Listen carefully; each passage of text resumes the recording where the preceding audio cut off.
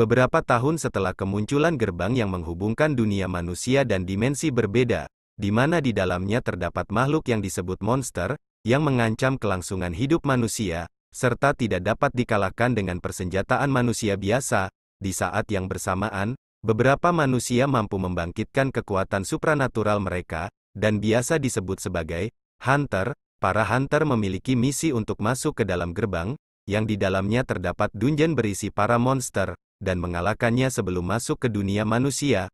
Para hunter tersebut diklasifikasikan sesuai dengan kemampuan mereka, dari rank S yang terkuat, hingga rank E yang terlemah. Di kisah sebelumnya, Jinwo yang merupakan hunter dengan rank E, menjalankan misi bersama dengan beberapa hunter dengan rank D, atau yang biasa disebut dengan raid, di mana setelah mengalahkan monster, tanpa sengaja mereka menemukan sebuah dungeon misterius, yang kemudian dengan melakukan voting, mereka memutuskan untuk memasuki dungeon tersebut. Namun setelah berada di dalam dungeon tersebut, mereka semua terjebak dan menghadapi bahaya kematian, di mana beberapa hunter telah menjadi korban. Bagaimana kelanjutan kisahnya? Langsung aja tanpa banyak cakap, kita menuju ke TKP.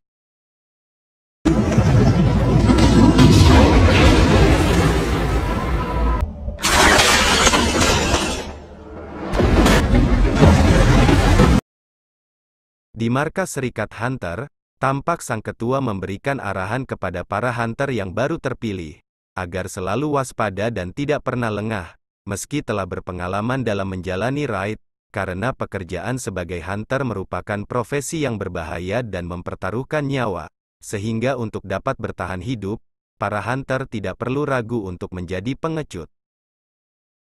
Di saat yang sama, seseorang yang disebut Presiden Choi, memerintah bawahannya untuk memberi penawaran pada semua orang yang terlihat menjanjikan untuk menjadi seorang hunter, tanpa memperdulikan usia dan jenis kelamin, meski baginya sendiri, saat itu cukup sulit menemukan hunter yang bisa melampaui seseorang yang bernama Cha Hei-in. Sementara itu, hunter yang dimaksud Presiden Choi, terlihat sedang sibuk menghadapi kerumunan orang yang mengenalinya sebagai hunter peringkat S. Setelah sebelumnya dia menyelamatkan tas seorang wanita dari kawanan jambret. Di sebuah sekolah, tepatnya di sebuah kelas, terlihat Sung Jin-ah yang merupakan adik dari Sung Jin-wo, menjawab pertanyaan salah satu temannya yang mempertanyakan status kakaknya sebagai seorang hunter. Meski merasa aneh dengan pertanyaan temannya yang mendadak itu, Jin-ah pun menjawab mengenai Jinwo yang merupakan hunter dengan peringkat E, dan sering pulang dengan tubuh terluka. Mendengar penjelasan Jin-ah, temannya itu lalu berbicara pada dirinya sendiri, jika dirinya pasti bisa lebih baik daripada Jinwo. Sementara kondisi Jinwo bersama para hunter lainnya saat itu diserang kepanikan luar biasa, ketika Hunter Song menyuruh mereka semua untuk tenang, kemudian dia pun berterima kasih kepada Jinwo, yang dia anggap mengetahui serangan dari patung raksasa sebelumnya, sehingga mengurangi terjadinya korban. Namun fakta sebenarnya adalah, Jinwo hanya menyadarinya melalui insting yang dapat merasakan bahaya. Selanjutnya Jinwo yang menyadari cedera pada tangan Hunter Song, diminta untuk membantu menghentikan pendarahannya, meski sebenarnya lebih baik jika Jo-hee yang membantunya. Hunter Song yang mengaku pernah sebelumnya telah 2 atau 3 kali ikut dalam raid peringkat B merasa yakin, bahwa patung raksasa kemungkinan besar memiliki rank A, atau bahkan mungkin rank S. Kemudian setelah mengingat kembali isi aturan komandemen kuil Kartenon sebelumnya, Jinwo pun menduga, bahwa dewa yang dimaksudkan dalam komandemen itu adalah si patung raksasa.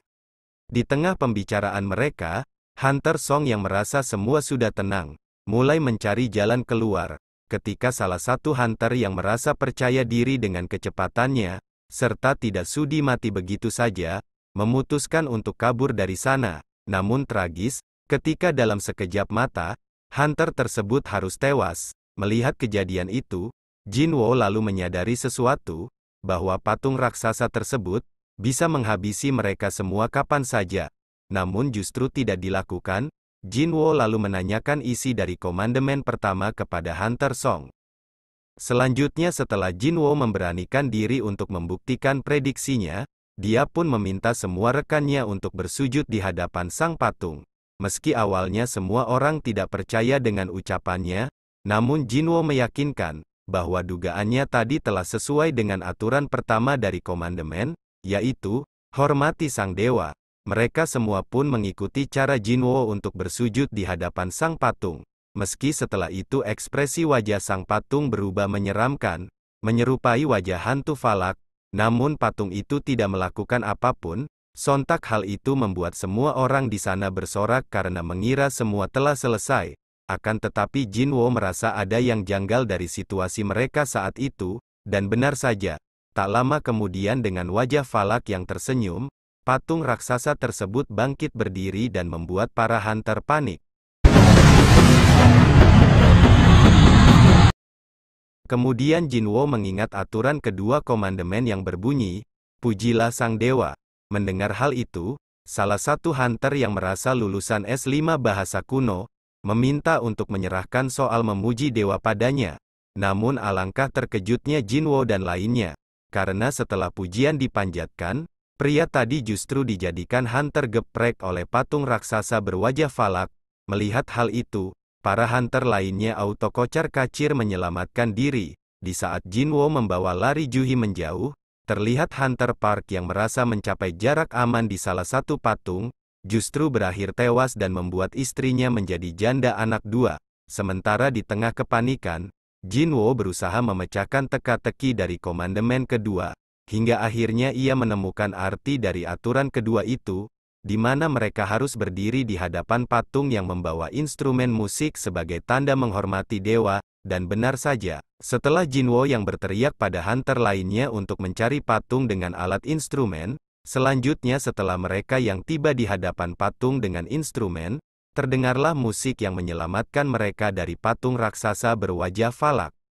Namun naas bagi Jinwo, saat tiba di depan patung bersama dengan Juhi, dirinya baru menyadari bahwa satu patung hanya bisa digunakan oleh satu orang. Selanjutnya dia meminta Juhi untuk menunggu, sedangkan dirinya mencari patung berinstrumen lainnya, dan meski berhasil, namun Jinwo harus membayar mahal, dengan kehilangan kakinya, yang sempat dipijak oleh patung falak yang setelahnya kembali duduk di singgasananya.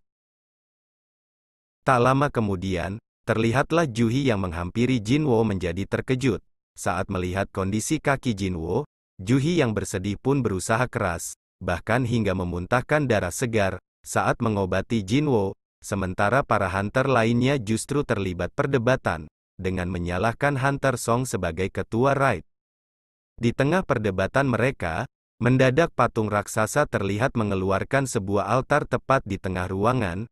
Jinwo lalu mengingatkan amandemen ketiga, yaitu taatlah kepada sang dewa, disusul Hunter Kim yang menghunuskan pedang terhadap Hunter Song, dan menyuruhnya untuk bertanggung jawab.